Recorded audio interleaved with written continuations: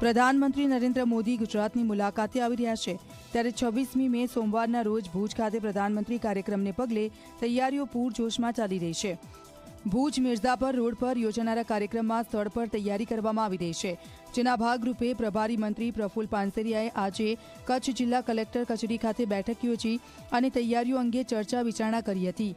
ગુજરાત મુલાકાત દરમિયાન પ્રધાનમંત્રી વિકાસના કામોનું લોકાર્પણ અને ખાતમુહૂર્ત કરશે।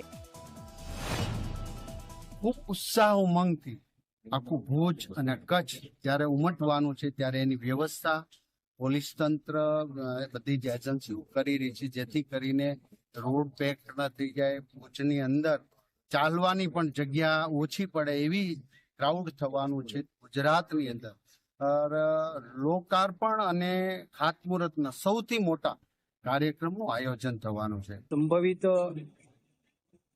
અનેક કામો જે રોડ રસ્તાના હોય, પાણીના હોય, વીજળીના હોય, કંડલા પોર્ટના હોય, આવા અલગ અલગ વિકાસના કાર્યોના લોકાર્પણ અને ખાતમુહૂર્ત થશે।